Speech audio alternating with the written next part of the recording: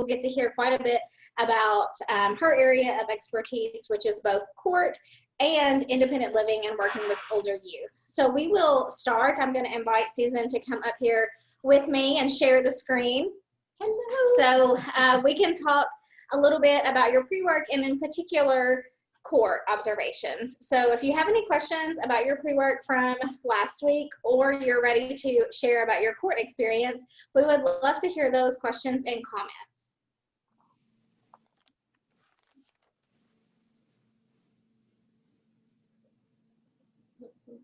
Nobody? Hey, it's Kathy. Can you hear me?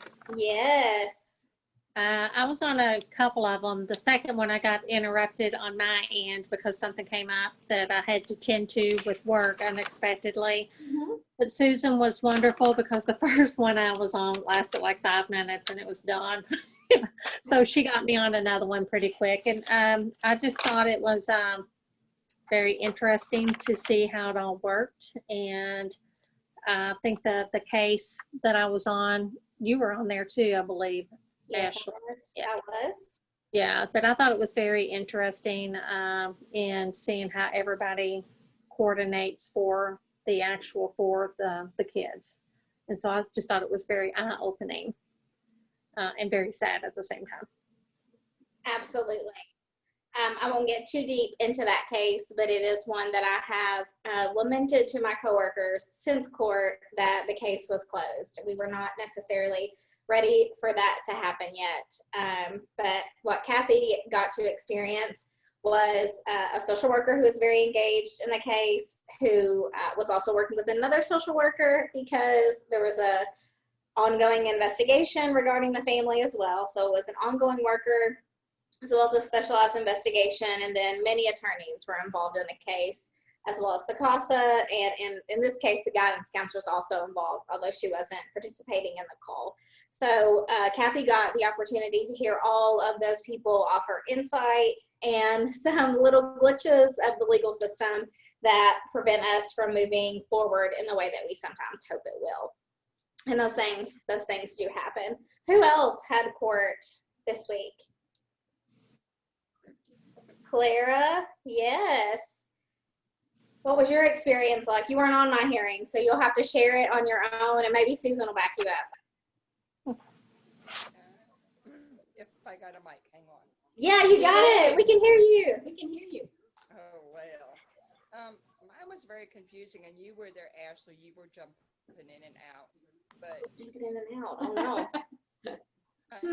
Well, you were someone, but I mean, it was confusing Maybe. because they were kind of arguing. They wanted it closed. They were trying to keep it open, and I don't know if it was closed or if they reset it or what they did with it. It might have been the same case that Kathy was on. I think it was. Was it the same? If it was the same case Kathy was on, then yes, they removed it from the active docket, which means that it's no longer involved in court. And what you may have heard them say is you can always file a new petition. If they find that the investigation is true, it's a new issue, they'll have to file a new petition. And if you think back to when we talked about the court process and how that overlaps with the social workers, what had happened is someone made a report to DCBS, and currently it's in the stage of the social worker investigating that report. And if they find that it did happen, or there's good enough evidence that they think it probably did happen and the child is in danger, they'll file another petition in the court. It'll come back to court with a new trailer, with new issues. So when we talk about I wish I had a court report to hand out, I don't see one in front of me. But if we talk about the court number, when we talk about the trailer number, that number at the end, that usually -002 or 013 or 001, that's the number of times that a new petition has come to the court. So I'm very hopeful my lovely assistant here has found one. So if you look at the end here is the court case number, and at the last there it's -01, and that lets you know that this is in this case, the first one. In his case, I think it was already the second trailer, and unfortunately he may be back soon. So that is what happened there. Any other questions about the pre-work or court before we get started? I'm sorry again. What is the trailer means? What? It's just the number of petitions, the number of times the child has been before the court for a different reason. So they will only let you come before the court for one reason at a time. So if you are before the court because of domestic violence, and then somebody makes a new allegation that the parents are using illegal substances, they'll have to file a new petition, or the attorneys will not let them talk about it in front of everybody. So it'll be trailer 1 and then trailer 2. So Okay, so you present one at a time.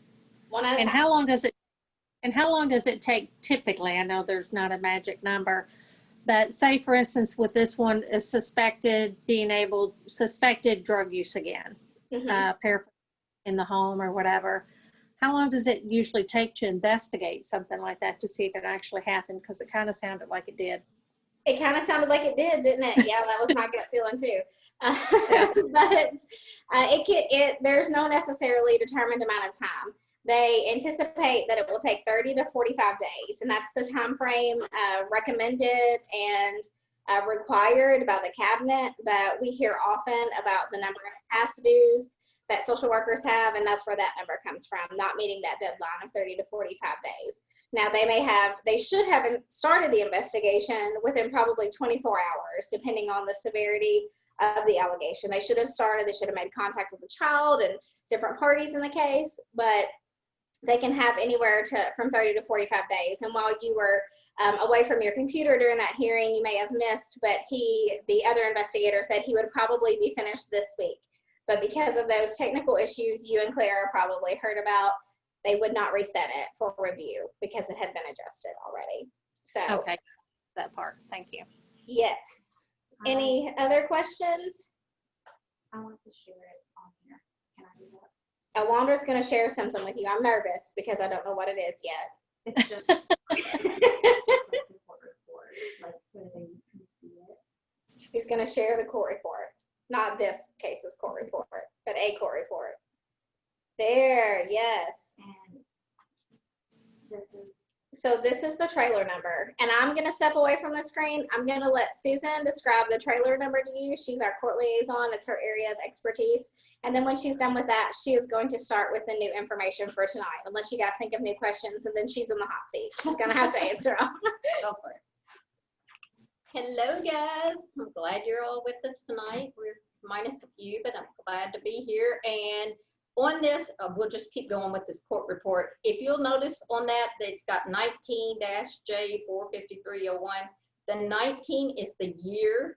So this case came in 2019, but on the very end, and the J just means juvenile, and on the very end, the 01, that's the trailer number. So each time a petition is filed, it'll have a new trailer number. And pretty much a lot of times, like I believe on the case you guys are referring to, that case was closed and removed from the docket. Is that correct? It was. Okay.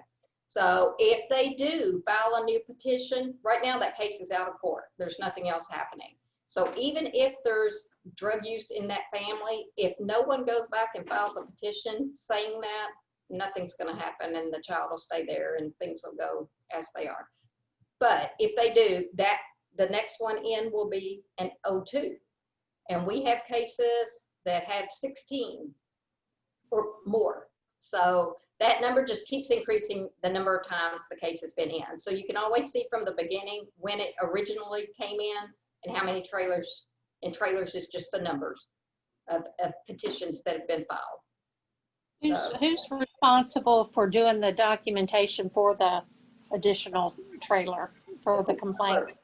That goes through the clerk. If you file a petition, you have to go to the court clerk's office, whoever files it, whether it's the attorney or a third party being just someone from the outside. A grandma can go and file a petition that way.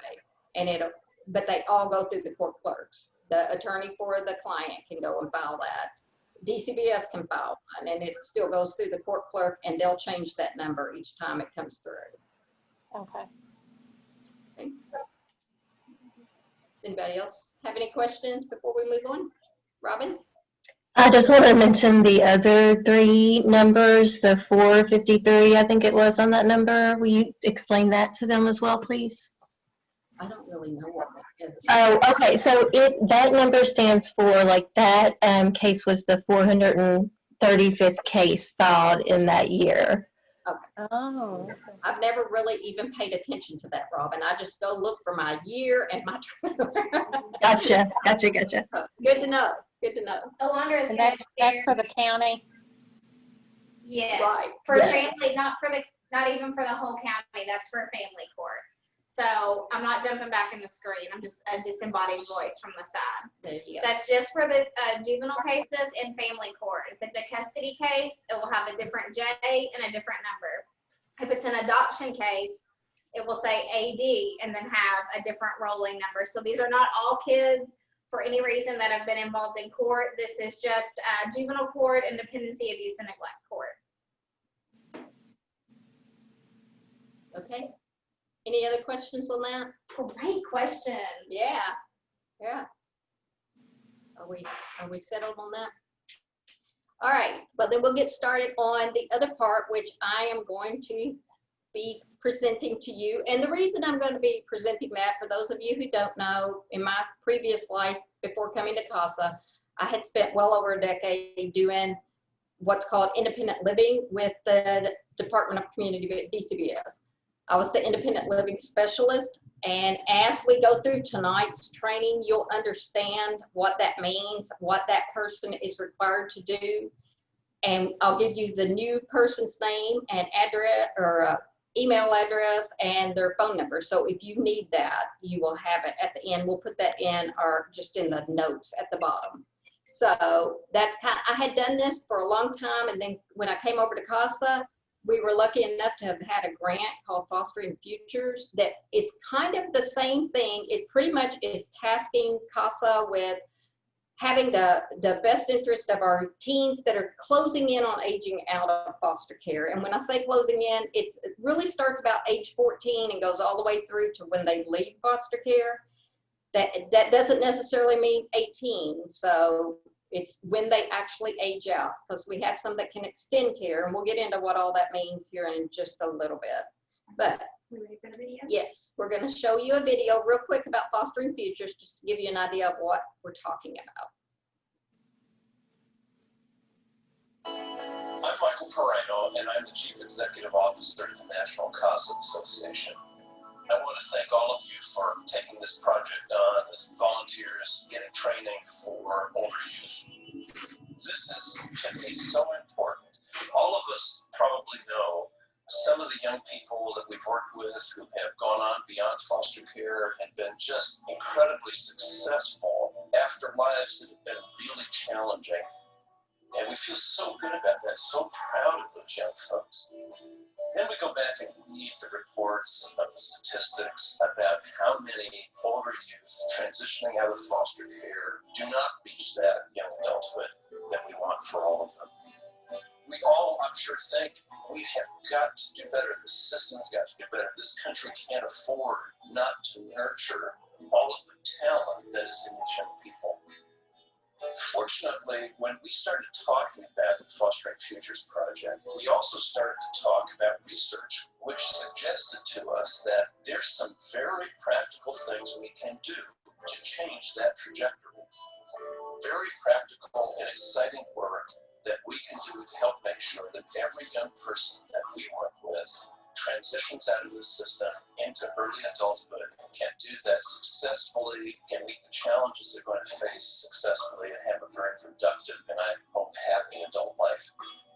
That's what we're doing with this curriculum, and that's why we're so excited that you're participating in it. These young adults need us there with them. It's going to challenge us as much as it challenges them, but it's exciting, and I am very, very grateful to have you doing this.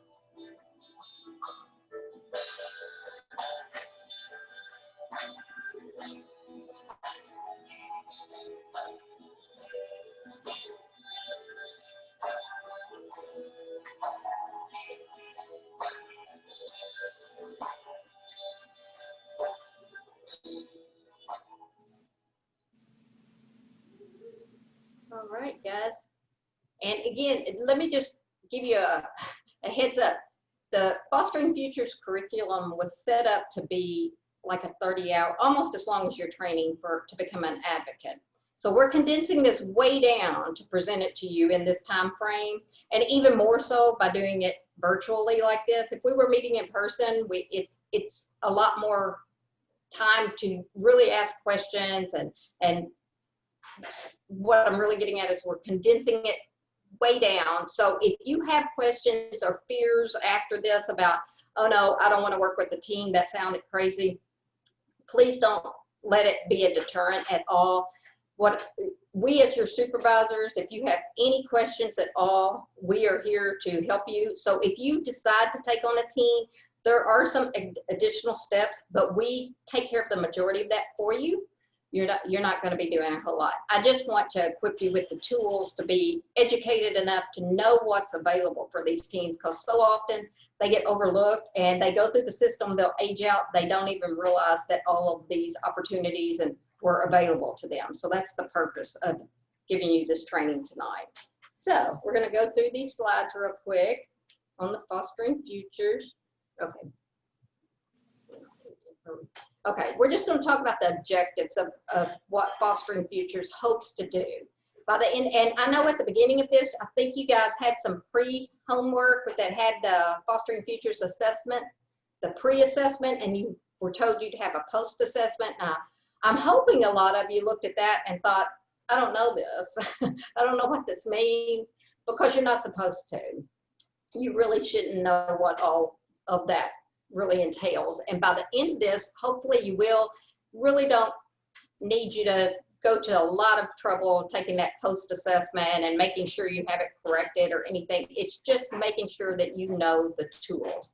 The objectives of the Fostering Futures are, Fostering Futures works solely with the older youth. So this training is all about the older youth, our teens from 14 and up. And it's our hope is that you will be able to engage with the older youth in a more effective way, and you will guide you through the possible sales model, and we're going to talk about that in a minute. You'll be able to identify legislation that supports the older youth, and you'll be able to identify resources that can assist older youth, explain the benefits of youth attending hearings, identify resources to support the youth in court, describe issues facing the older youth, explain the importance of permanent connections with an adult, value various identities as a source of strength, and support older youth in self-advocating. And I'm not going to go through that. It was on the video we just watched, but why Fostering Futures? I think if you saw those numbers, they're pretty staggering, and it is scary. When I first became independent living coordinator years ago, over 10 years ago, they had me watch a video of foster youth that age out, and the homeless rate was, and they followed one youth, and it was just, it was like watching a really sad movie where I was tearing up just watching, and it was the truth. These kiddos a lot of times age out, they don't realize they have all these opportunities. They wind up so relieved to finally be out of foster care, but as you know, a lot of them don't have support systems, they don't have anywhere to go, and they wind up on the street, and then they go down the path of drugs and all sorts of things. So that's our hope, is to empower them with some of this, where that doesn't happen. So we'll go past that. Youth development, we're talking about youth development mainly because I want you, and I'm sure a lot of you are parents, I know some of you aren't, shy, but a lot of you are, and you know the youth development, but especially when the adolescents, when they hit those teen years, most of the times their decisions are very impulsive. I'm the mother of 2 grown males at this point. Proud of them, they've done well, but I have to say, even mine, there were times when I was like, what are you thinking? I mean, they just come up with these asinine ideas that they're going to take every dime they have. And well, my oldest did. He took every dime he had and ordered an old throwback Volkswagen van from the internet. It came from Ohio, and he grew really long hair and had a ponytail and put a mattress in the back, and he was really cool for a while. But anyway, I digress. Impulsive decisions. He had it for a short time, and it was in the garage more than it was in the mechanical garage, more than it was in our garage. So he did the right thing and sold it and got a more reliable mode of transportation. But typically their decisions are very emotional, not real logical during those periods of their teenage years. And we all know that your logic portion of your brain doesn't fully develop until you're 25, yet we task these kiddos with making life decisions. I've done it to mine. What do you want to be? What do you want to be? What are you going to college for? And at 18, I don't know about you guys, but I didn't know what I wanted to be. Sometimes I still don't. And therefore our youth don't. So we need to do everything in our power, especially with our youth that have been placed in out of home care. They don't have that structure. They don't have that support. They don't have the mom in the background saying, what do you want to be? They're just free falling. So as advocates of teens, we're hoping that you'll be that person for them. Part of that comes to mentoring versus advocacy.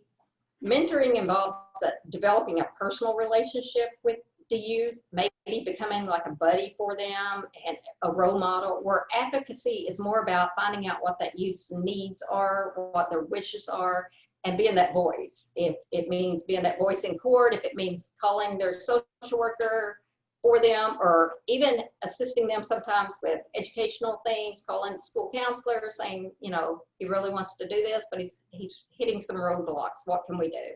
So that's the difference. A lot of times when you're working with younger children, especially infants, you don't need to have the combination. You're there to do advocate. You're the voice for that infant. As these kiddos get older and progress, it's kind of a combination. We want you to be their buddy and build that bond and that relationship, but also be their voice. So as they age, we kind of start doing a little bit of both. And here's the possible selves model. Possible selves is exactly what it says, possible selves. But again, a lot of times as teens, we're not thinking that way. We're not, as a teenager, you're thinking, what am I going to do on Friday night? How am I going to get out of the house to go to the game or whatever? You're not thinking about your possible self. It contains 6 different categories. One's discovering, what are my strengths and interests? Thinking, who am I?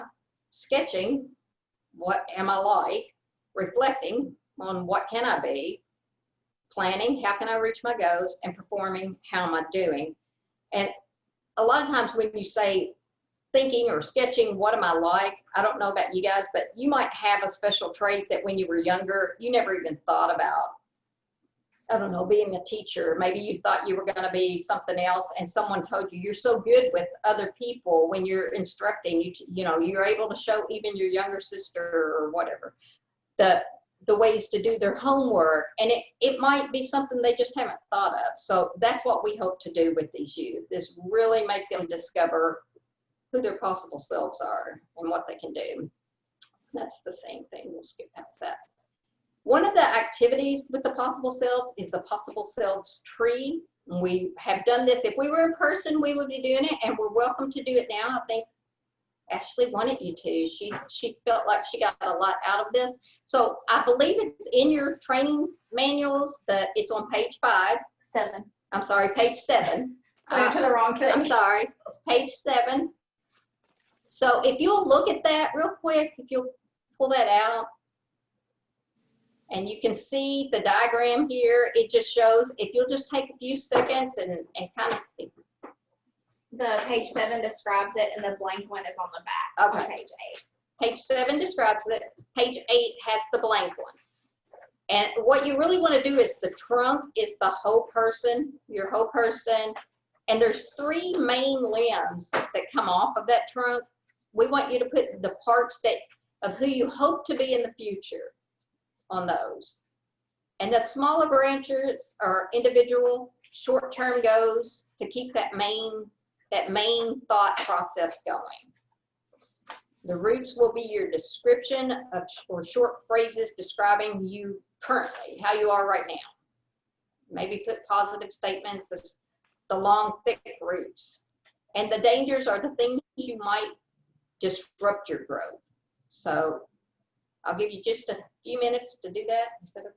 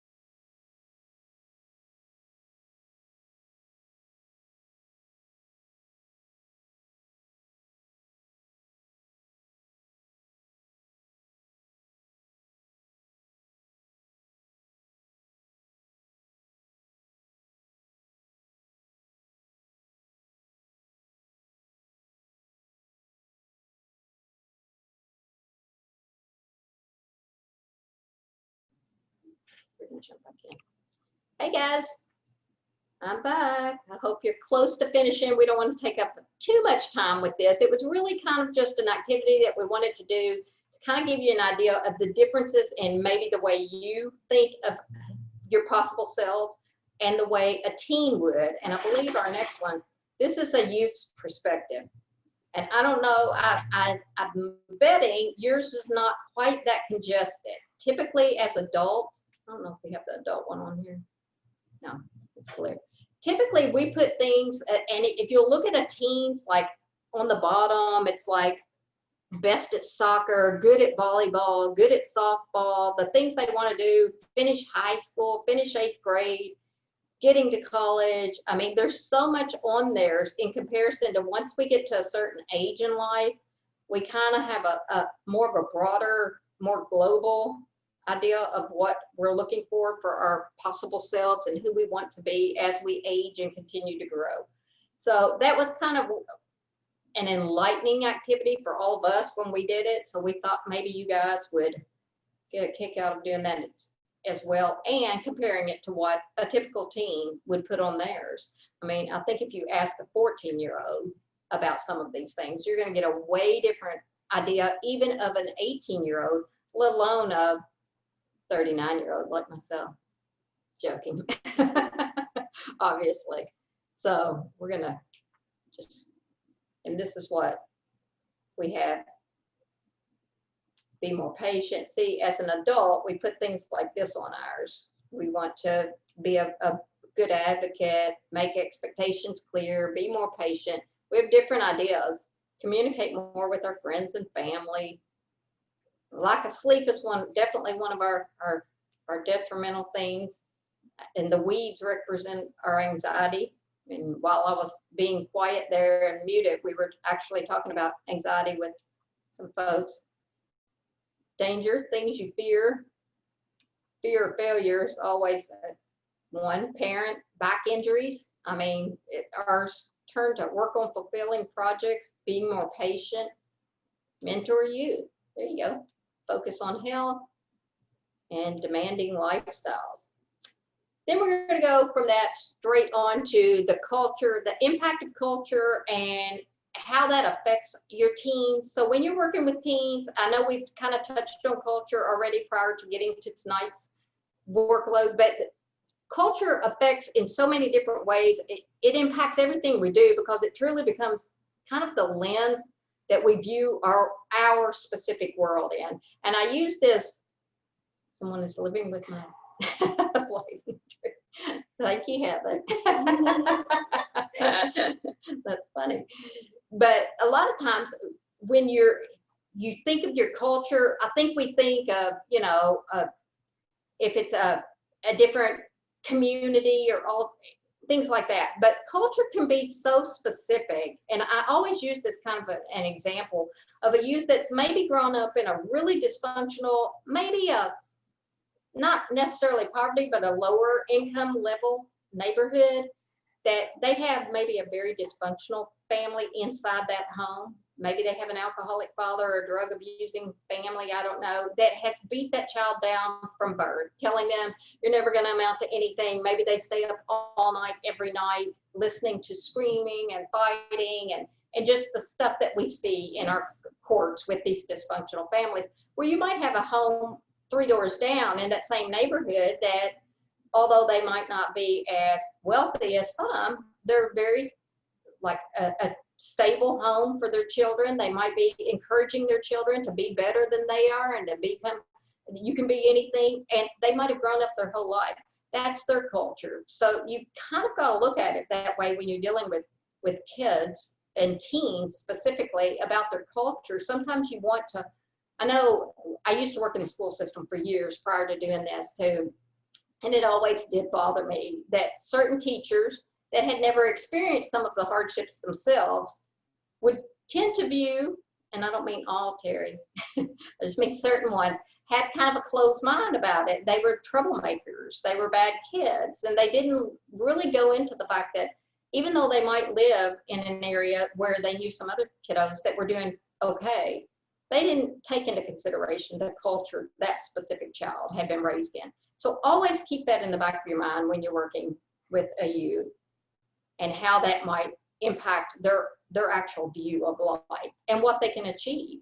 And here's the, Can I raise my hand? yes, you can. Sorry, I don't have my own computer. I got to raise my hand over here from the side. Terry and I actually had a really long conversation about this very topic from more of the education professionals perspective.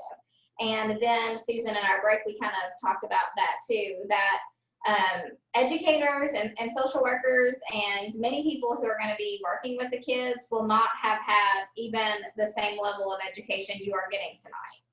So I don't know if Terry's probably like, do not call on me. But if you want to, you can elaborate a little bit on, if you remember the conversation we had the other day, just about not knowing what is going on in the kids' lives, or if parents don't share it, or if kids don't share it, it's hard to know. And if you want to share, you can. If not, that's all I got. And you can talk, Terry, yay or nay. But I mean, even her saying if you want to share it or if you don't, keep in mind, most of the time our youth are not going to share. They don't want to tell you that. I grew up, just to give you some background on me, I came from a very dysfunctional home. We were very poverty stricken. I went all through school in that scenario. And you better believe I wasn't going to tell anyone. I felt like I was the only one living that lifestyle. And you realize as an adult that turns out a lot of people are right there with you. But no one shares that, or we didn't. So sorry, Terry, you unmuted and I jumped in. Go ahead. I'm not sure. We talked about several of my students, so I'm not sure which particular child she's talking about. But I do know that I had a student that was in foster care, and he was a lot of trouble, and I know that I wasn't equipped to handle that. I didn't know what I know now. We didn't have the training, and I just thought he needs to do his work and sit down and straighten up, or he's going to fail, or he needs to be taken out of the class and put someplace else. So I did talk to his foster parents, and they worked on his behavior some, but I just didn't. Now looking back on that, I know I could have handled that so much differently. And this training, if nothing else, if you get nothing else out of it, I think maybe you'll understand some of the cultural differences of some of the kids, and maybe relate to them better, or just understand what's happened in society and not make comments like, they just need to straighten up and act like me, or be an upstanding citizen when they've gone through so much trauma and things in their life. Right. That's what I meant, Terry. I wasn't trying to throw you under the bus for not asking about the kid. I meant most teachers are not educated about what youth are experiencing, so they don't know how to cope with kids with poor behavior. When I think about poor behavior, I think about little kids, Right. but that translates, I think, into bad attitudes and juvenile delinquency in older youth. All right, we'll keep going. Okay, part of fostering futures, if you're working with a teen and you're a CASA advocate, is doing an assessment. We have something called the Older Youth Needs and Resource Assessment. It pretty much will emulate the exact same thing as what DCBS is required to do, that's called a transition plan. As youth get older and start getting close to that aging out process, they're supposed to be discussing with them, and when I say they, it's the independent living specialist. It's who I used to be. That's his job. He covers 10 counties. I covered 10 counties. Every youth that fell within that range, you start working with them when they're 16, and you work with them all the way till they finish college, if they extend care and stay in college. If they exit out at 18, you help them still. I mean, if they need help, there's things that we'll get into here shortly where you'll know that. This is kind of the same thing.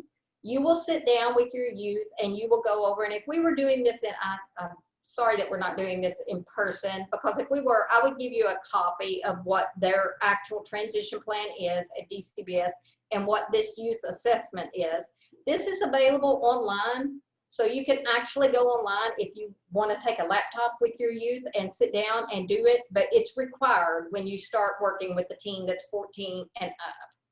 And you go through, you know, what are your goals? What do you plan on doing? Do you know things as basic as, do you know where your birth certificate is? Do you know where, and there's lots of reasons for that, because as we keep going, you'll see they're supposed to have all of these things in place and ready to go before they age out, and many times they don't.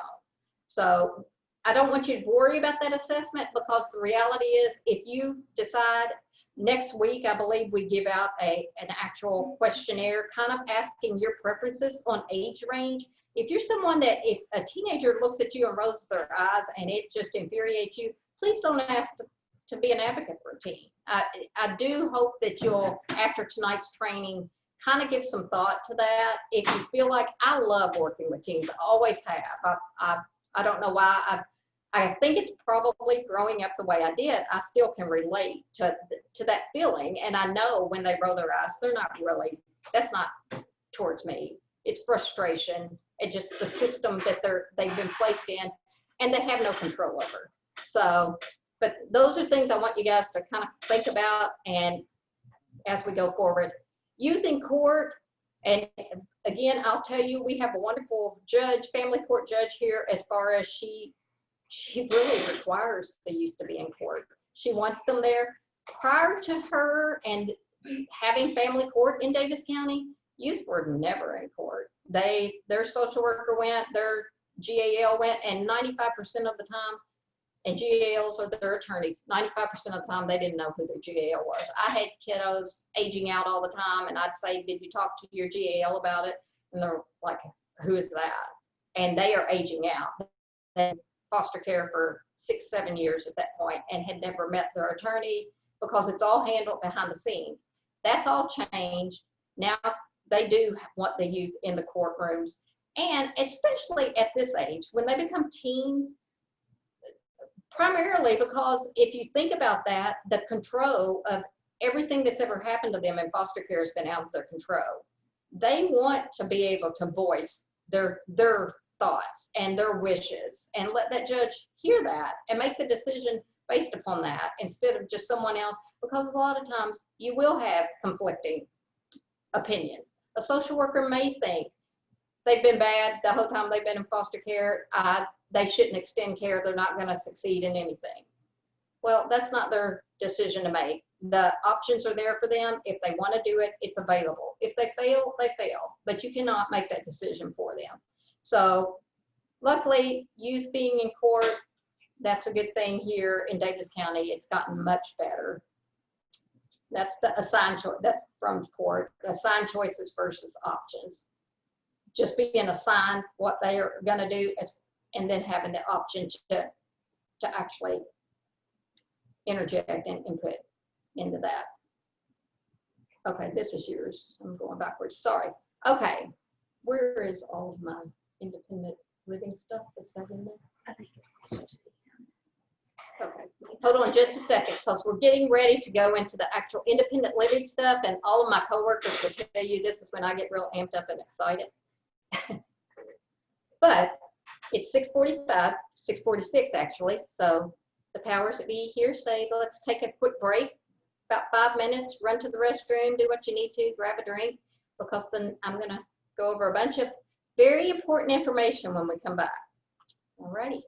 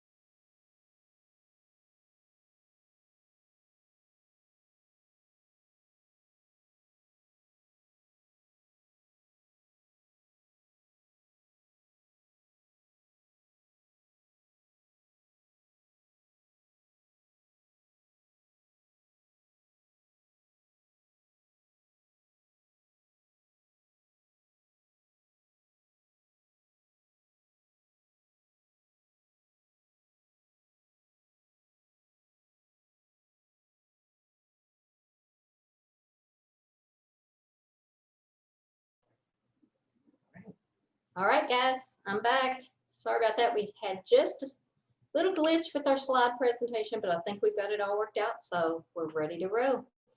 This is, to me, if you're going to work with a team, or if you feel like you might want to work with the team, please stay with me on this, because this is the stuff that the information, the tools you're going to need. They're supposed to, at DCBS, go over all of this. There's an independent living specialist that does this.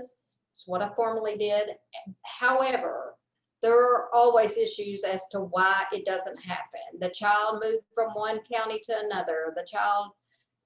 There's a new independent living specialist. There's no independent living specialist. The social workers are new and they didn't know about this. So that's why, as CASA advocates, as you've been hearing all along, our whole hope and desire is that we are up to date on all of the tools that we need to equip our families and our youth. And this is one of those things for teens. So independent living consists of 3 different subjects: the life skills classes, educational options, and housing options. This is going to be, as you'll see, true for most of our youth that are in out-of-home care. They start with life skills classes. Those start, well, we're explaining what the Chafee Independent Program is. The independent living specialist that I was speaking about earlier is through the Department of Community-Based Services. The John H. Chafee Foster Care Independence Program was established in 1999. It is a federal program. However, the funding goes out per state to each one, and they get to be flexible in how they spend it. So what I'm telling you is consistent for all of Kentucky. May be different in Indiana. They have funding, but they may not utilize it in the same way. So everything we talk about is specific to Kentucky. And again, conflicting ideas of independence. I put this in here because I just want you to realize independence for you and I, what that may mean, what it meant for me was self-sufficiency. When I finally hit a point in my adult life where I felt like if, something happened and I'm not married or I'm divorced or my husband dies or whatever the situation may be, I can be self-sufficient. I have reached a point where I can pay my bills. Even if I live in a trailer or live in an apartment, I can pay those bills with my job. That's how I felt like it. I feel like as adults, we kind of have a different idea. This is what I feel like most of our 14 to 21-year-olds. We have some very mature ones that I'm being judgmental, and they may not fall in that category, but it's freedom. And especially those who've been in out-of-home care. The freedom they have had has been so ruled by the system. And you'll hear that a lot, the system. And as kids get close to aging out, you'll hear them say, I don't want to extend care. I want out of the system. I've been in the system all my life. The system does, and it has previously has been really, really stringent with the youth. So much so that I used to fight for them, that I wouldn't send my own children away for this, but we send our out-of-home care kids away. I had seen cases where a youth got caught smoking cigarettes and got removed from the foster home and sent to the DJJ facility in Warren County in Bowling Green because that was one of the things they weren't supposed to be doing. Well, I'm sorry. If one of my teenage sons I'd caught them smoking a cigarette, I might have been upset with them, but I wouldn't have taken them and put them in jail for it. And I certainly wouldn't have kicked them out of my home. So they have been under the scrutiny of others for so long that that sense of freedom is such just an overwhelming desire to just get out and do things on their own. It's very difficult to get these kiddos to take advantage of some of these services because they feel like they're still going to be in the system. So we're going to talk about ways to kind of do that. Who qualifies for these services that I'm about to talk about? Youth who are currently committed to the Cabinet for Health and Family Resources, DCBS, and Department of Juvenile Justice. Qualifies for some, not all. And you'll hear the term DJJ, that's Department of Juvenile Justice. Those are usually the kids that have offenses for whatever, stealing or whatever. They may not be in Cabinet's care, but they may be under DJJ care. Youth who have aged out of care on or after their 18th birthday up to their 23rd birthday. DJJ youth may not be eligible for all the services. And the 23rd birthday only refers to the ETVs. That's changed a little bit, and we'll talk about it as we go through here. This changes all the time. From the time I started this job till now, it has gotten so much better that I can't even begin to tell you. So I'm thrilled that it's improved. But starting with independent living skills, that's really a curriculum, a course that they go through with you starting at 16. They were working to get it pushed back to 14. I'm not thinking that's happened yet, but that's in the works. But when a youth comes into care, as soon as they turn 16, they should start them on this curriculum. And it's really talking about different subjects. They get a stipend for doing this curriculum. And when I say a stipend, they get paid $250 just to do this. They can take that money, and the hope is that they'll put some of it in savings. They'll make good, wise, sensible choices. I had one youth take them, and bless his heart, he bought a pair of Jordans off of the internet, and they were filthy dirty when he got them, and he paid $249 for them. So they don't always make those choices. But technology, information, media, life and career, decision making, participate in creativity and communication. And the reason for this is, I'm sorry, we have a hand raised, so I'm going to stop and listen to Heather. Did you have a question, or you want to say something? And you guys, please just stop me as I'm going, because it's so much information. You'll have questions. Go ahead. I don't know. Can you hear me? Yes. Okay. I didn't know if this is a stupid question or not, but No such. you're saying at 14 years old, I know you're saying that they're starting to phase out, but at 14 years old, they're not starting to make decisions on, I mean, someone's still guiding them. They're not, I don't know how to say. Yeah, when I say they're starting to, and if I said phase out, I didn't mean to use that terminology. They're not phasing out. We are supposed to start working with them on how to become independent when they turn 18. Okay. So we spend, because there's so much for them to, you've got to keep in mind these kiddos, many of them, not all of them, but many of them have come through the system since they were small children, maybe even infants, where they haven't had that structure. They haven't had that guiding person in the background explaining to them. I still have, I joke with people, but I have a 25-year-old that still calls me, and he's got a job that he's doing extremely well. He graduated from college and landed a really good job, and mom's a little bit envious of him at 25 to have landed that job, but still, he calls me all the time with just the most asinine questions. He'll call me and say, how do you bake a chicken? Should I put it, I mean, just silly stuff. And at times I stop and think, most of these kiddos don't have that person. They haven't had someone saying, don't go buy, $250 dirty, filthy, used Jordans with the money you have. So we try to start at 14 so that by the time they get to 18, if they're still in the system, they have had that consistent knowledge and education going through. So that's part of it. Okay. I remember you saying something about asking them questions about their birth certificate. I have a 13 and a 14-year-old right now, and you give me hope I'm going to survive it. They're both boys. But if I asked them that question, they would not know. And I think, well, I have a tendency to my get kids myself, Heather, and you'll see as we're going through the training that's stuff that happens during the transition plan, which starts. Okay. The transition meetings start at 17. That's the last leg, and this is going through it in the steps that it starts in with DCBS. The life skills classes are the first thing. That starts at 16. Ashley's got her hand up. Go ahead. I'm raising my real hand instead of my virtual hand. Too, I think, Heather, that really highlights a great point that Susan's really trying to get across here. And that is that youth and children in foster care have a different set of expectations and a different set of needs than children who are living with their traditional family. So your sons likely will not need their birth certificate until maybe they're trying to get into college. True. Maybe. And then Yeah. when they want it, they're gonna say, "Mom, where's my birth certificate?" And you're gonna be like, "Oh, it's in the safe. Go dig it out," or "It's in the lockbox at the post office," or "Holy cow, I lost it when we moved 10 years ago. Let me order it for you." Right. But a 14-year-old who's in foster care, who may not be thinking about and preparing for these, may not have their birth certificate. Maybe no one ever ordered it, and they do not even know where to start to try to find it or who to ask. So they That have makes different total set of sense. needs. So yeah, don't think that you're like, "Holy cow, am I not preparing my kids?" That's one of the big differences, is that they have a different set of needs than a child who is living with their traditional family might have.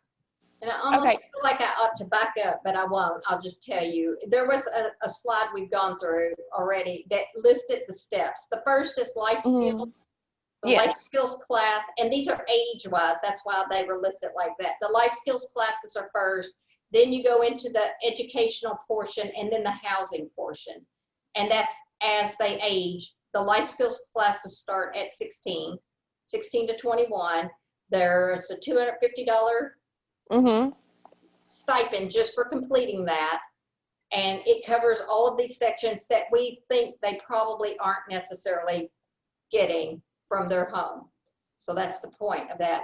The youth benefits, these are things that when I mentioned earlier how things have changed so much since I first started that job until now, there's all of this money and services that should be available to them. Their social worker is able to get all of these things, and it used to not be that way. But senior expenses, when our youth get in high school and they become a senior, there's so many expenses. If anybody's gone through it, it'll add up really quick. You've got, senior pictures, class ring, yearbook, prom. I mean, all of the cap and gown, all of those things that you take for granted with your child.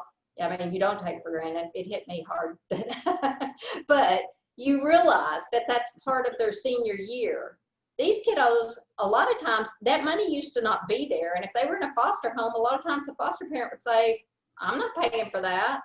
I get enough money to buy your food and, keep the lights on for you and give you a bed to sleep in." So that's all changed. There is a money out there for senior expenses. They just need to talk to their social worker. I want you guys to know that, because sometimes social workers aren't aware of it.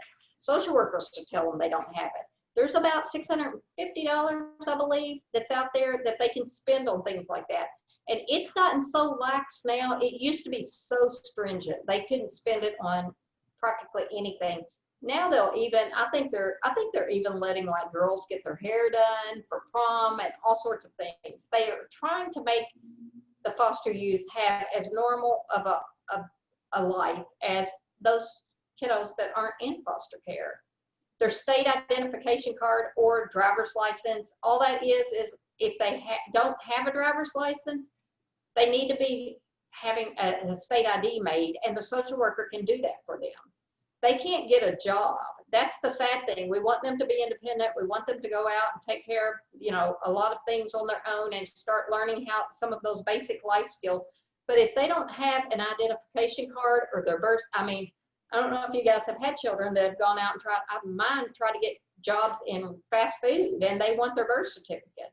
So if all of these things can be done and their social worker can help them with that learner's permit and driver's license, up until just a few years back, any youth in foster care was not allowed to have their driver's license or their permit.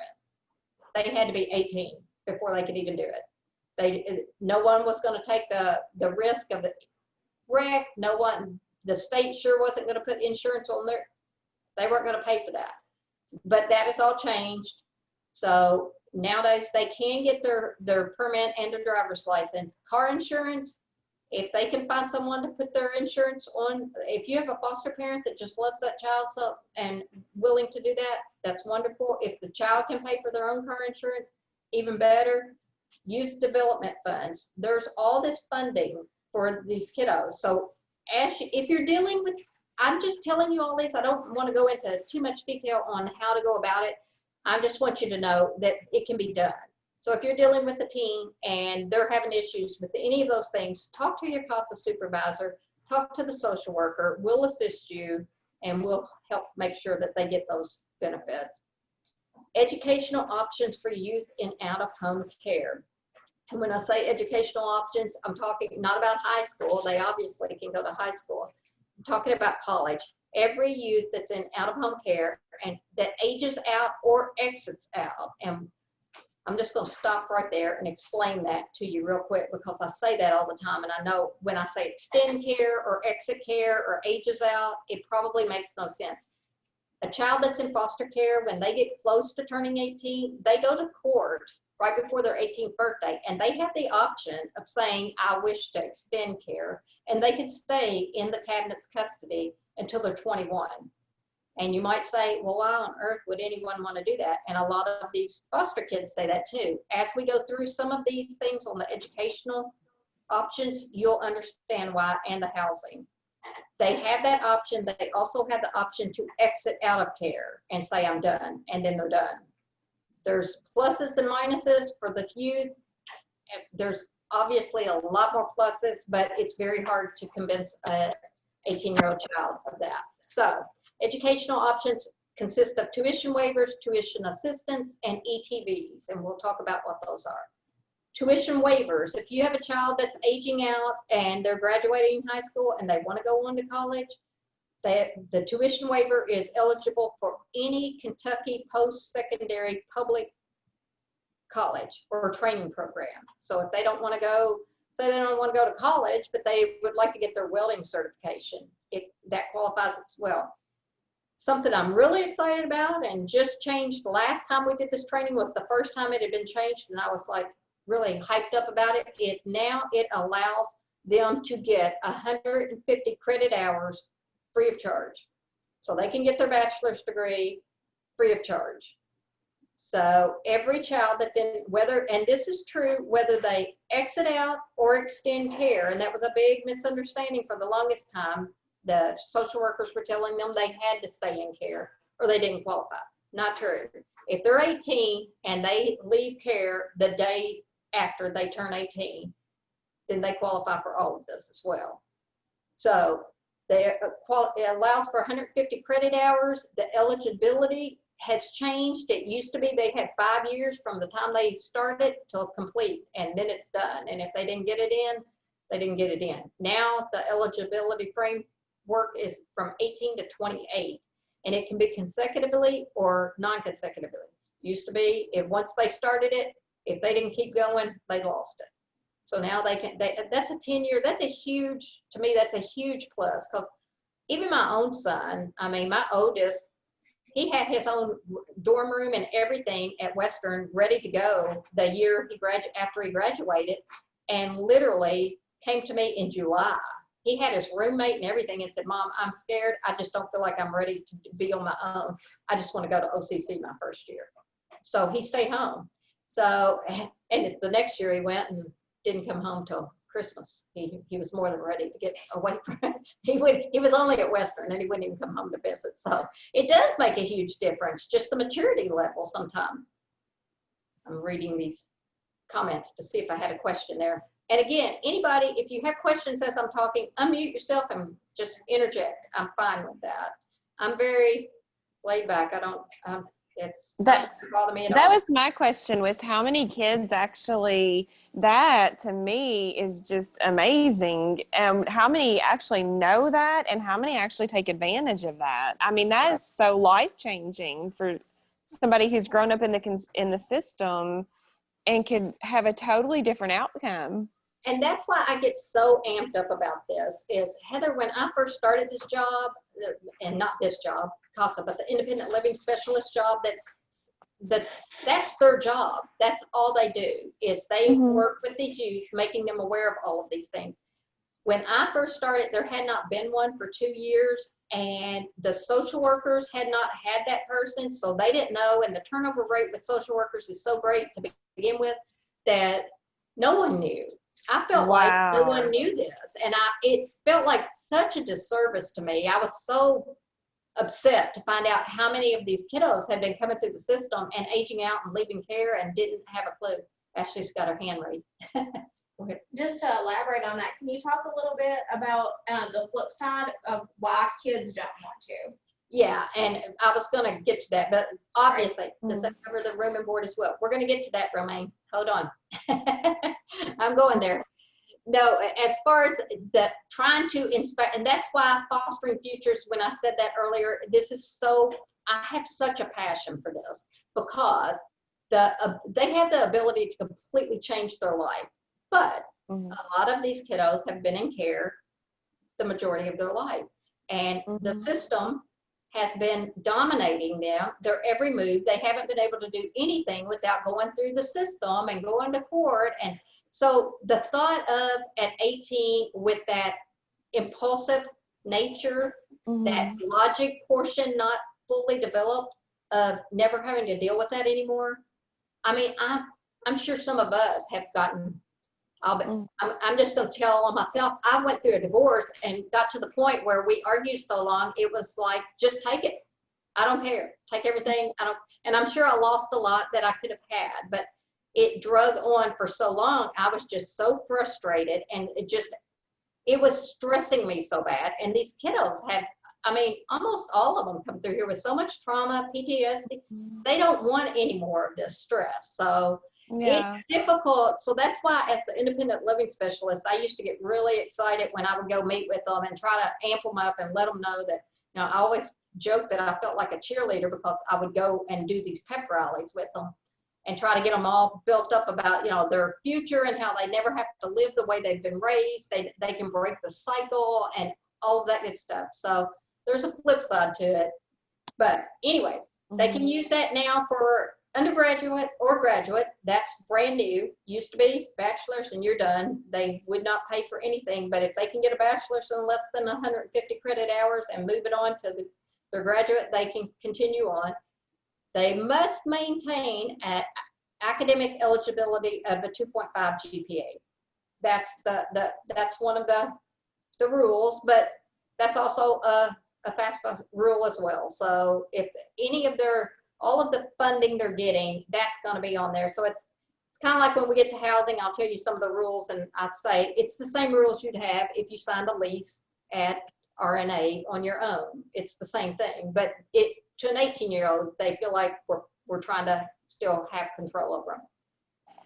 Youth and foster parents can complete the form and submit to the school's financial aid office. That's OCC has tuition waivers there.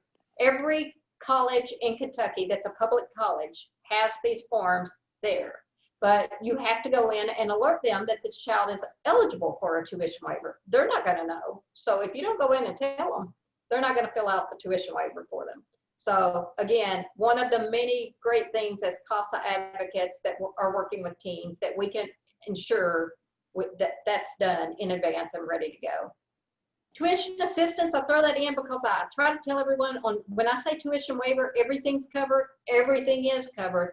However, there are times when it goes above and beyond and we have to get extra money. I had a youth that was doing welding, and the welding supplies that are needed are ridiculous. It was so expensive that we had to get a special, and the social worker can fill out a form that's called a DPP 103 form and present it to their SRA in the building, and they can sign off on it, and that way they can go ahead and do that.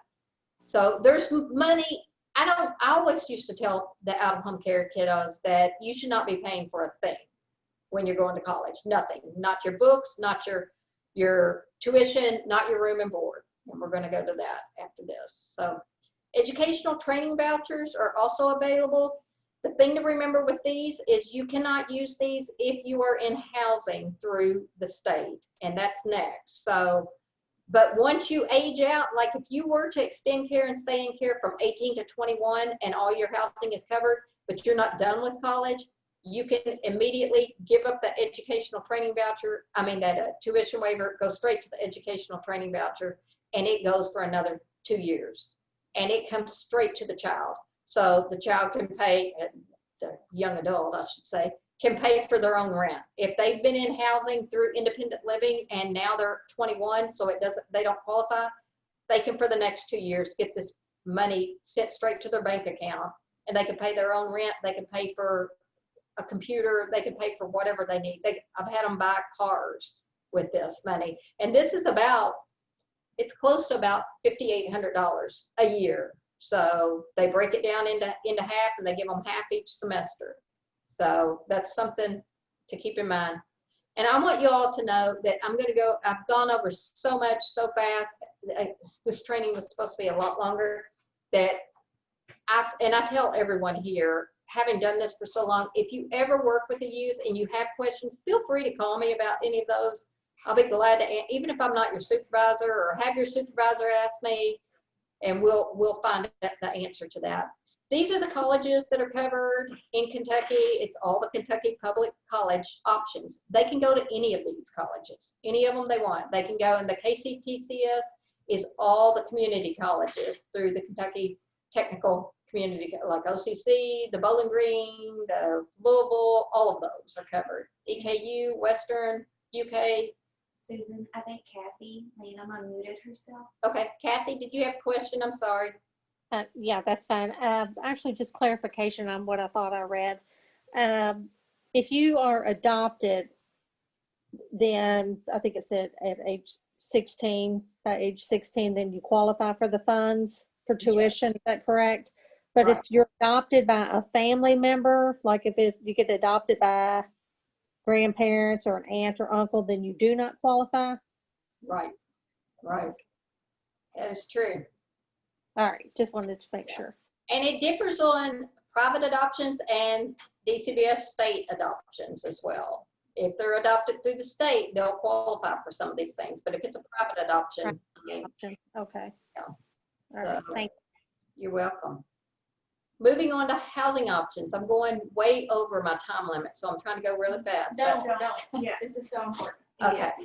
Housing options. This comes in when they age out as well, or when they go off to college, or if they extend care, but they're finally able to move out of the foster placement or the pre-independent living or whatever they're living in. And we'll just go through the different ones. Independent living scattered site apartments. This is so confusing. So again, I don't expect you guys to understand all this when we're done. As an 18-year-old, when they turn 18, they cannot move into any of these things. It has to be 18 and a half, because these are actual apartments. And it used to be 18 back when I used to do this. The day they turned 18, I had a young man that turned 18 in between his junior and senior year of high school, and I put him in an apartment. And he did great. He finished his high school and got his degree and went on to college. But the success rate was very, very low. That just maturity-wise, these kiddos were not ready to go straight into an apartment. They started partying, and that's always going to be a barrier. It's always going to be a problem. So now it's 18 and a half. They try to make sure and these are the requirements to go into an apartment. They're available only to youth who have extended care. The independent scattered site apartments. We have those here in town through NECO, and NECO is a private child care facility. It's a foster care agency, but there are private ones. There's the DCBS foster homes. Then you have like NECO, Sunrise, Benchmark. Of those, only NECO and Sunrise offer these. Some of the facilities do not offer those, so keep that in mind. But it's only available to the ones who extend care. They have to be 18 and a half. They have to now have their high school diploma. They will still be receiving case management through that PCC. So if they go into a NECO apartment, there's going to be a NECO worker, caseworker, that's going to keep in touch with them. They'll still receive, or they will receive assistance with their rent, their utilities, their phone service, and their apartments are fully furnished when they go into them. So they get set up really nicely. I mean, they'll put a TV, a flat screen TV in there. They can walk. They'll even deliver a basket full of like cleaning stuff for them. So they're ready to go when they go in there. Were you going to say something, Kathy? No? Oh, no, I was just saying that's really awesome. Yeah. All of those that you just mentioned, you listed off several, those are all like apartment complexes, or what were those? Yes, and when I say independent living scattered site apartments, people think we have specific buildings for that. No, they've gone to, like, we currently have apartments. I know Sunrise has apartments on O'Brien Boulevard, which is over there off of Southtown, close to Atlantis. I mean, it's by the DCBS office. They're really nice apartments. I mean, they're apartments I wouldn't have a problem living in. NECO has like Keystone apartments that are out off of New Hartford Road behind like where Lee's Famous Recipe. They're in, Okay. They're in nice areas. yeah, and they're not specific for foster youth. I mean, they might have an older lady living beside them or an older gentleman. It's specifically made to where they don't feel kind of called out. No one knows that they're a foster youth or a former foster youth or any of that. But there are specific Community, yeah. yeah, but that agency is paying the rent. Therefore, there are guidelines of things that they have to do in order to stay in those apartments. They can't throw parties. They can't move people in. And this is a big, big issue. A lot of them get kicked out. The majority of them have issues with having boyfriend come over and spend the night. And then before you know it, he's living there. Or the police are constantly called. And I always tell a story about one that I had in an apartment, and he was a giant of a young man. He was a huge, probably 6'6". He was enormous and well over 300 pounds. But I always joke that he reminded me of the Green Mile, the actor on that. He was just quiet and sweetest guy that could ever be. But his family was wild. And his family loved that he had an apartment. And they started coming over and partying, and police kept getting called. And even the landlord called me and said, I feel so bad for him because I know it's not him, but I can't tolerate this. And if it happens again, he's out. Well, it happened again. And I think it was his sister literally grabbed the landlord and shoved her up against the wall when she tried to break up the party. So he got kicked out of his apartment. And I hated that because he had been doing wonderful. So it's really difficult. I mean, I know, I can't imagine an 18-year-old being in that kind of situation of if your buddies that you know, the peer pressure, they all kind of want to come hang out at your place, but they start acting up and you're going to have to kick them out. I mean, that's hard even for us as adults if we have family members come over and start acting out. I have lots of that at my place, and I don't usually kick them out, but I probably should. So, okay. The other housing options are foster care. They can stay, some youth are seriously in a foster home that they consider family, and they don't want to leave. They like it there, and the foster family's okay with them staying there. They can extend till they're 21 and stay in that foster placement. They can go into something called a pre-IL program, and those only exist in Louisville, Lexington, and now Mary Kendall has one here in Owensboro, but it's just for females that they don't have males there. So pre-ILs they can actually go into when they're 17 and kind of start getting a little bit more freedom. Up until recently, Owensboro didn't have one. And so most of my clients that I work with we didn't do it because they would have had to move. But we now have Mary Kendall for the females, and they can do it. And they are allowed to like work off site. They're allowed to leave. They can come and go on their own. They have pretty much it's almost like a college dorm with one big main room, and with the TV, but they're required to do their own laundry. And it really teaches them some valuable things. And if they are enjoying that and want to stay, they can stay. Dorms, they can all go to a dorm.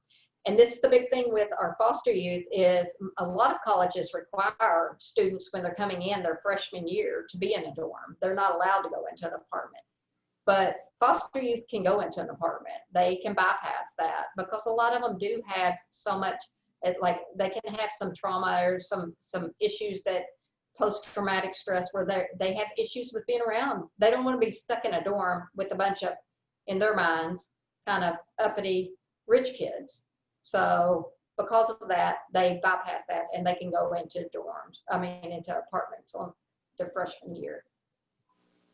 Project Life apartments.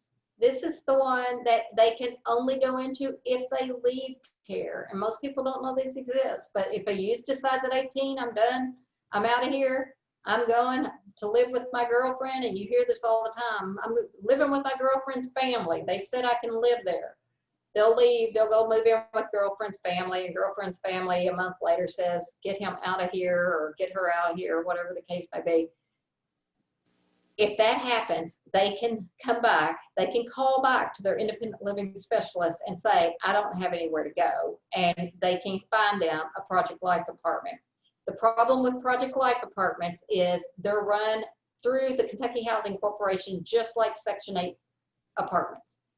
Most of the time, there's 60 vouchers across the entire state available. So Louisville, Lexington dominates that.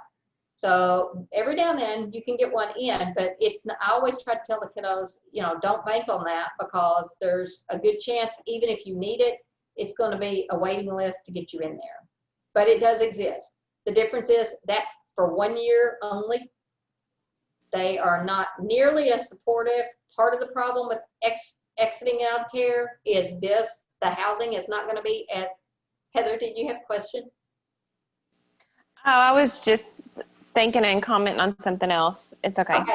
I just saw your hand up. I think you were holding your head like, geez. Oh yeah, no, She I was doesn't just- ever stop talking.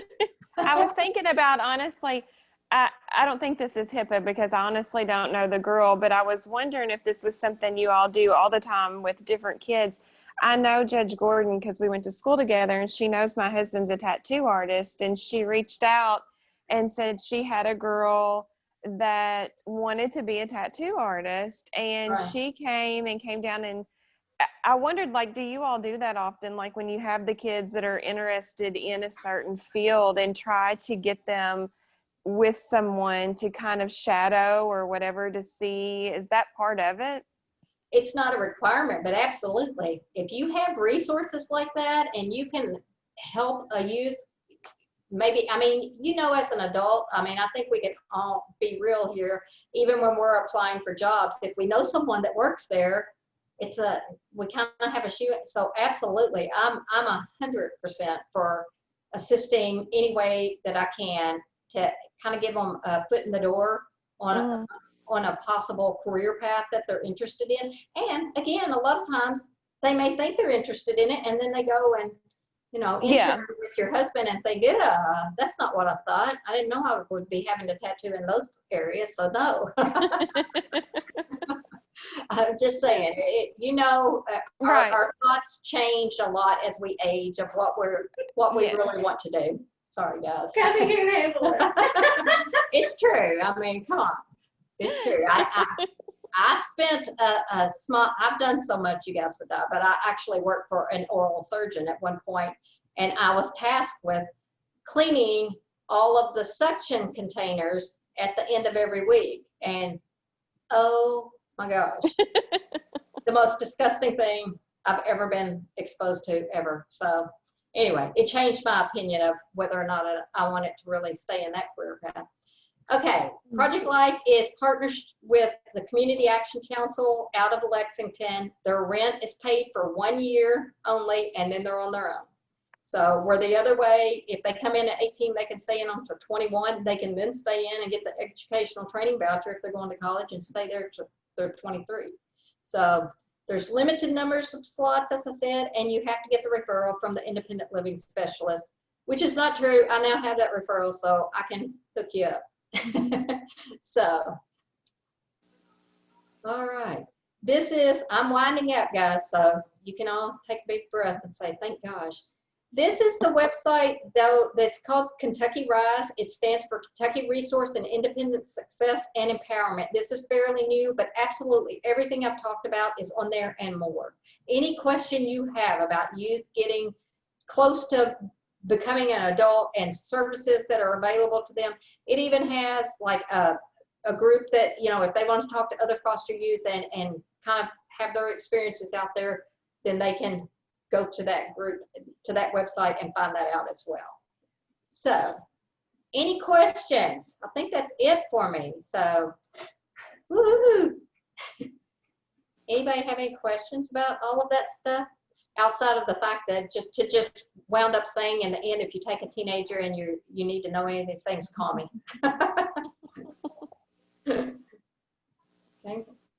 Okay, I was muted talking to myself. Do you have, do you see more people going to like trade school versus going to the 4-year? Yeah, I do. And I think it's wonderful because I think there's been a stigma with that you need to go to college for a 4-year degree. And I can tell you, my son had his best friend, he went to college and his friend just did not. And his friend started at Swedish Match, and my son works at DCBS in a different area. He works with guardianship, but he's making about triple what I'm making. I'm like, I'm sorry, son. No, there's such a high demand Right. for the schools, and I just think that not very many people are utilizing it. Right. No, I think it's wonderful. And I always promoted that with the youth when I was working with them. If they needed, if they felt like that, they prefer.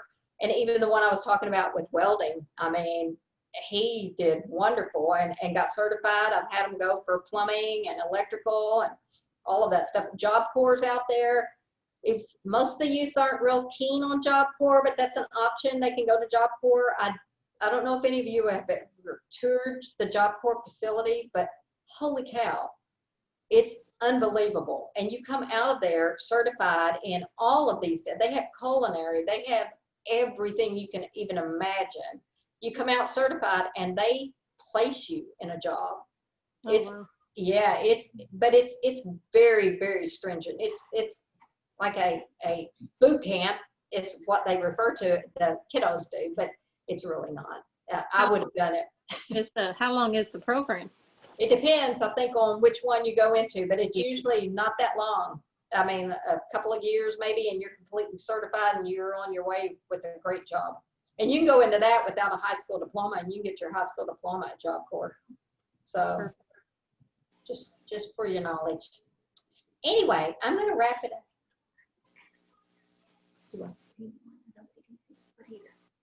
Oh, I don't know exactly. You want to tell her what he does?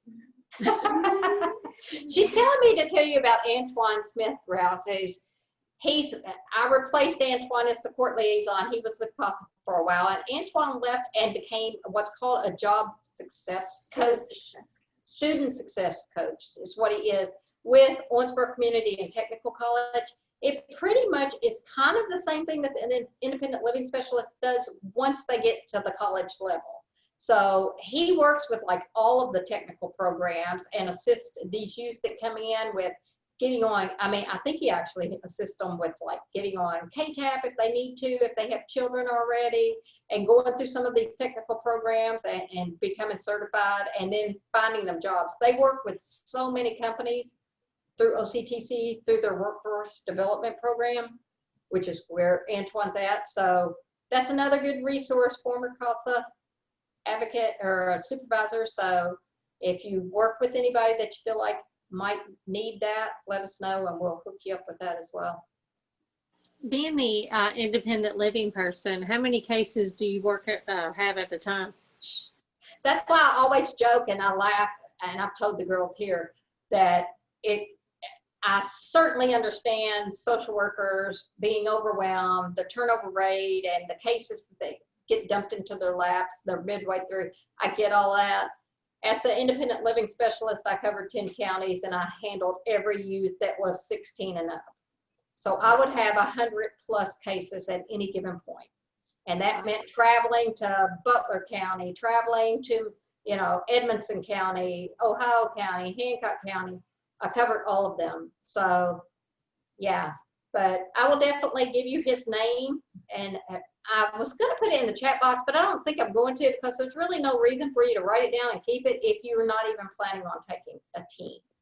So hopefully, having heard all this, if you have an interest in working with teens, I can really get you excited about it because there's so much out there for them. So just keep that in mind. And I have talked way longer. I think there's more stuff you guys need to get to. So I'm going to turn it back over to one of the other ladies here because that's the end of my expertise.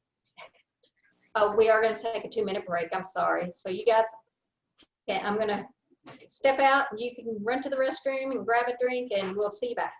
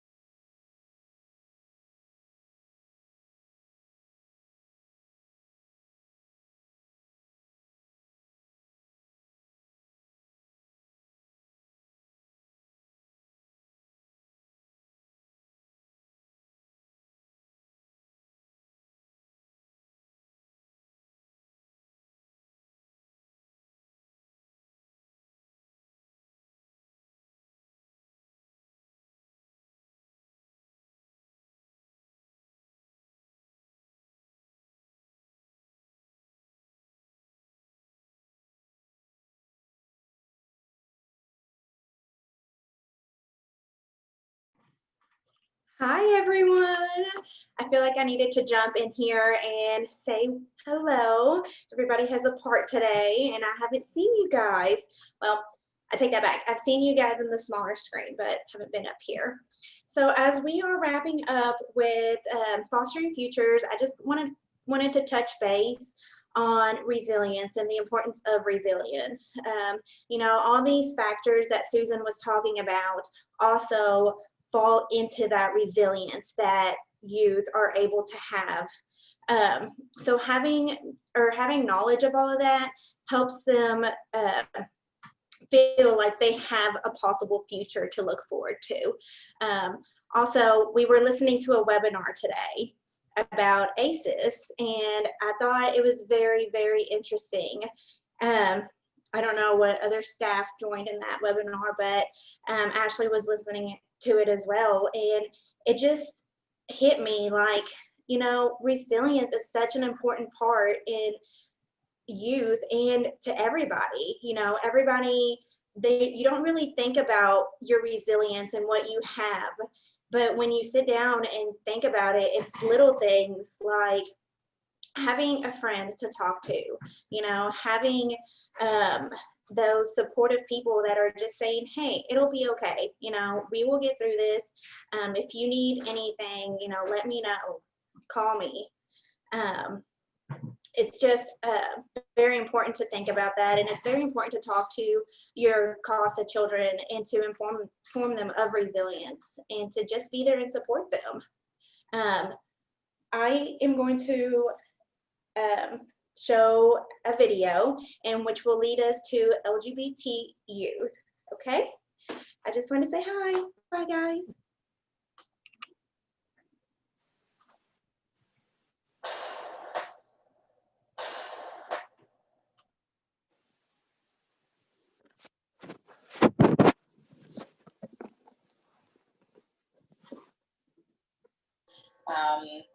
In foster care are similar to the things that LGBTQ youth and their birth homes may experience. There's kind of a top 5 issues for LGBTQ young people, and those are family abandonment, substance abuse, mental health issues, suicide, and just generally not having the support that they need. And we know that kids who end up in the foster care system also experience trauma and abuse and neglect. Well, we formed a partnership with Garden State Equality about a year ago, and it's already reaped tremendous benefits for CASA New Jersey and the local affiliates. For example, we know that we need more advocates. As more and more children identify in the LGBT community, we need more and more volunteers who those youth can relate to. So we're hoping that through this partnership, we will continue to identify individuals from the LGBT community who are interested in working with youth in foster care, who need them so desperately. I think the most pressing issues for LGBTQ youth in foster care today have to do with acceptance and permanency. Not so different from the issues that all foster youth face, but the difference here is that we all want someone who is going to help us in our time through the system when we're foster children. We, you know, even if we're not foster children, I'm sure you can think back on your childhood and there were people who were always there for you. There were people who were there to give you the pat on the back, to give you the kick in the pants when you needed it, to tell you that you could do anything you set your mind to. For LGBTQ youth, it's even harder because they need people who they can relate to. And so for me, one of the most important things, one of the most important needs, one of the most urgent needs that I see is for LGBTQ youth to have CASA advocates, CASA volunteers who have had the same experiences that they had. So I think the greatest needs of kids who identify as LGBTQ and are also in the foster care system is having affirming and inclusive families. Them being able to enter a resource home and know that the person that is caring for them, that they have just met that night, is not going to stop them from being who they are. They are in need of CASA workers who are well versed and understand the challenges that LGBTQs face in their day-to-day lives, whether that's fear of violence, bullying in school, harassment, self-medicating, if that's something that happens with the substance abuse issue. It's making sure that resource parents, casework staff, CASA workers, everyone's on the same page with how they are going to support a young person who is figuring out their sexual orientation and or gender identity.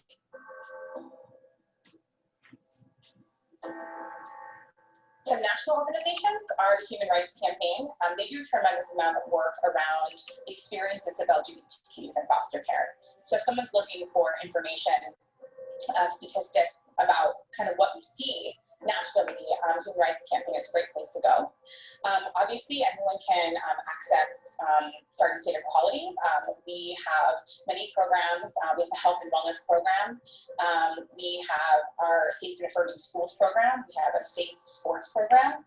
And we provide LGBTQ advocacy for youth who are experiencing bullying. So I think it's really important that if you have those issues, you can access us. For family support, PFLAG or So we wanted to share that video with you guys. Of course, it is based in New Jersey, but they just share so much valuable information that we wanted to share that with you guys as well. What we know here in Kentucky about LGBTQ youth who are in foster care is that there is a disproportionate number of children or youth who identify as LGBTQ in the foster care system.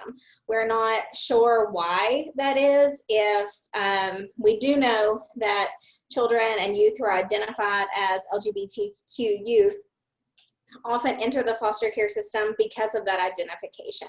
Their family is no longer willing to care for them or responded to their coming out or to finding out about their identification that they have asked them not to live there, or circumstances surrounding that have led to them being in foster care.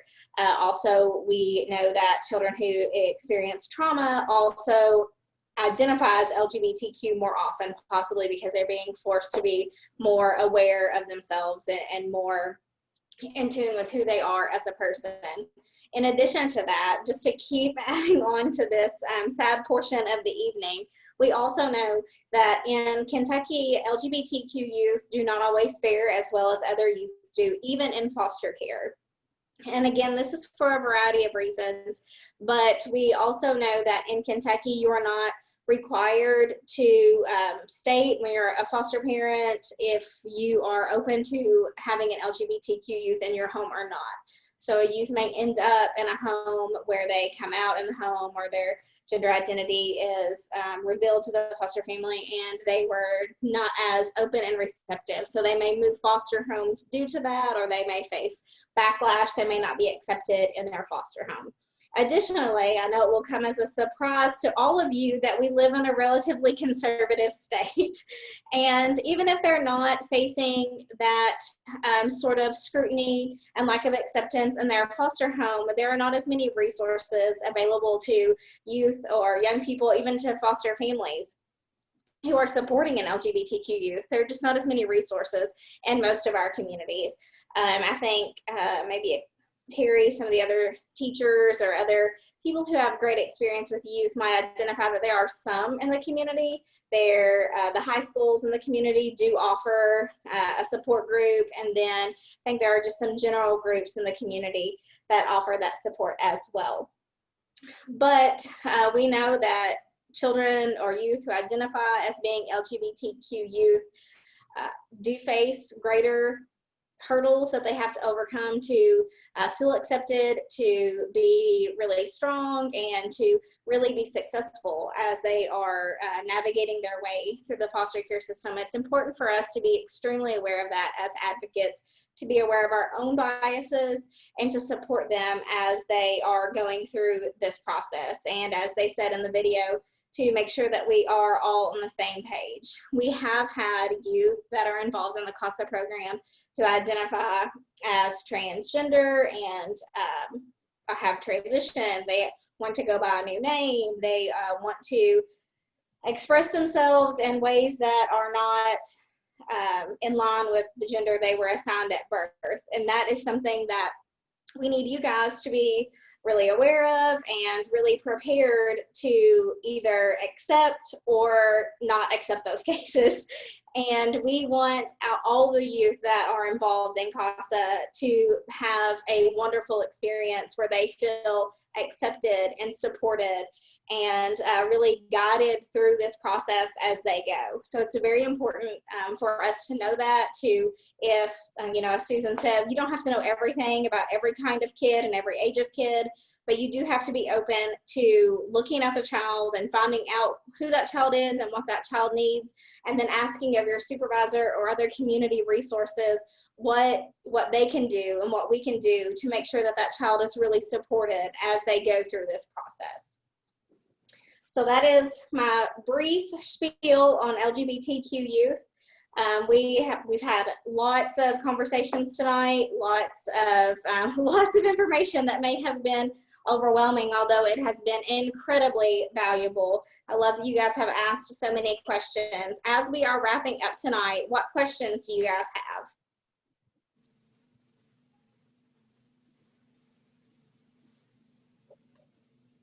None questions?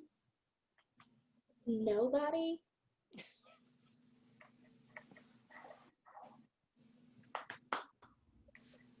She unmuted. I'm calling her out, even if it was an accident. This is going to be kind of a silly question. I should know this, so you should do this to me after I ask this question. When that happens, I always get terrified. Like, I'm not going to know the answer. And then everyone's going to know I didn't know it either. But does CASA strictly focus on youth that are in the system, not youth that just go through different hardships per se? Like within family court, there's different variations of family court. There's some kids in the system, there's some kids that are still like in custody with parents, but they're not custody by the state. So when CASA is assigned cases, is there a full spectrum, or is it just strictly the cases assigned to kids that are assigned to the state or in custody of state? That is not a silly question at all. And I'm glad if you're not clear on that you asked that question, so we could be very clear about it with everyone. So we at CASA are limited to cases who are involved in the court system and who are in the on the JDNA docket. So they have to be considered to be a victim of abuse, dependency, or neglect. And I think one of you guys, and I forget who, but one of you guys asked about dependency in one of the homework questions, I think 2 weeks ago. And dependency is when a child is abused or neglected. They're in a situation that they shouldn't be in, but it's through no fault of the parent. So it's a child who has experienced abuse or neglect in some way. Those are the only cases that CASA can be involved in. However, not every case that CASA is involved in has a social worker. And not every case that CASA is involved in, the child is removed from their home. So they have to be involved in family court, but they don't have to be in foster care, and they don't have to have a social worker. And this is just an anecdotal evidence that I have of my experience and what I've seen in the CASA office. But I think in many, many scenarios, we work really closely with the cabinet, but a CASA really plays a critical and vital role in cases where there is not a social worker present, because there is not the person who is guiding the case and really monitoring and making sure that everyone is doing what they need to do and that everyone's needs are being met. So in those cases where it does happen that CASA is assigned to a case and there's no social worker, we have the opportunity to really support the family. We never take the place of the social worker, and that is not a role that we want to fill, but we can be really instrumental in the success of a family when there is not that other guiding force with them. Not silly at all, Shy. Thank you for the opportunity to clear that up. Yeah, no, thank you so much for answering that for me. That was very helpful. I have one more question to follow up with that. For Perfect. the kids that aren't in custody of the state, that still go through those conditions or hardships, are they still provided the option of resources like Susan was mentioning? I'm gonna just physically, if I could pull her in, I'm going to answer it as minimally as I'm capable of as she approaches. No, they are not always. Many of those are limited to children who are involved with the cabinet and the custody of the cabinet, but I will let her answer more fully. Glad I didn't put my pajamas on already. I would have them on if I weren't here, just so you guys know. They have to be in state care. They have to be in cabinet custody in order to be available for any of those services, as far as like the educational, housing, or even that independent living stipend of $250. So yeah, they do have to be in cabinet's custody or DCBS custody for that. Thank you for letting me know, Susan. Yeah, I just wanted to touch on those questions. So thanks, guys, for answering those questions for me. No problem. Anything else? Those are hard questions to top.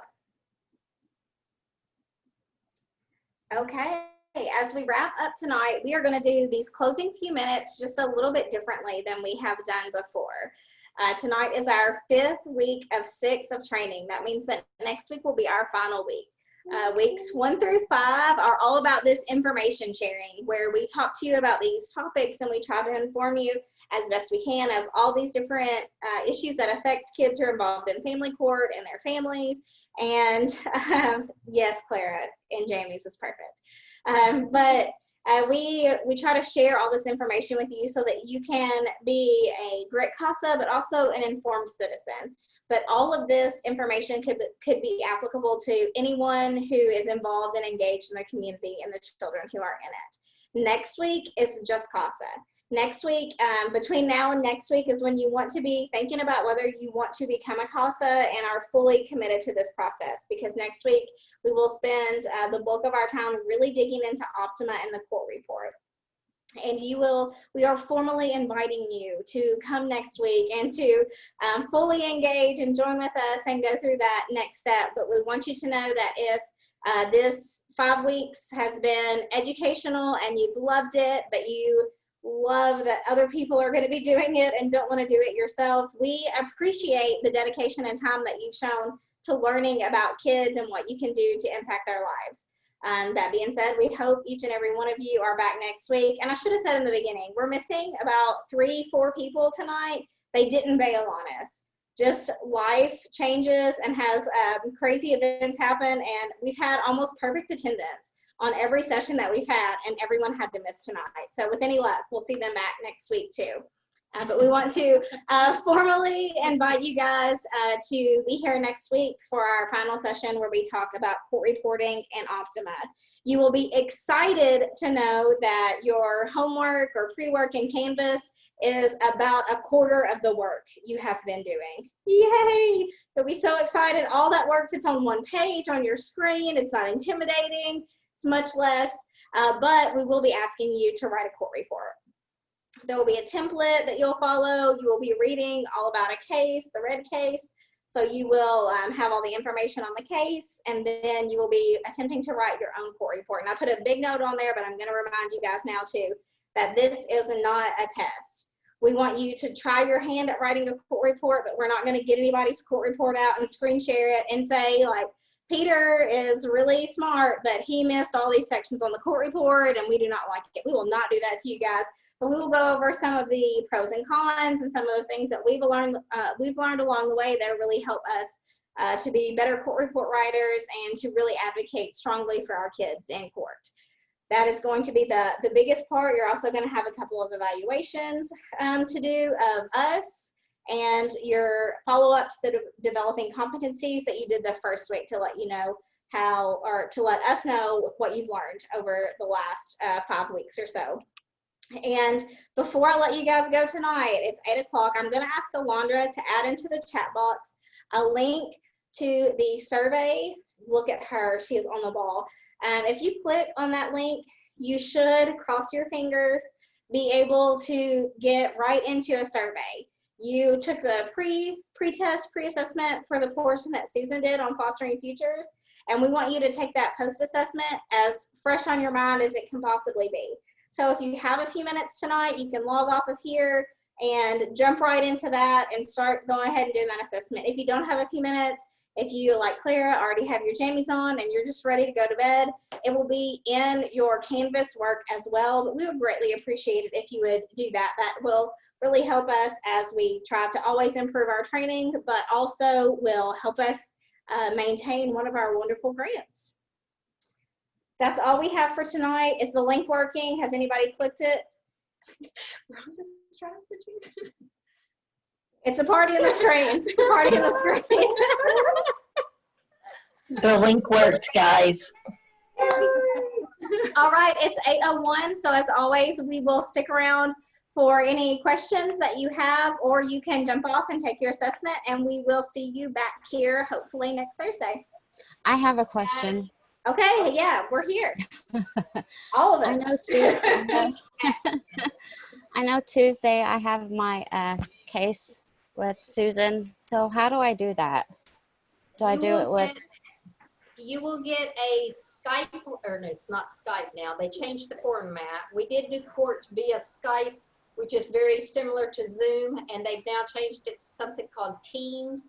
But you'll get a link in your email right before that. And the way I've been doing it is I've waited until close to, I forget without looking at my paper, what time you set?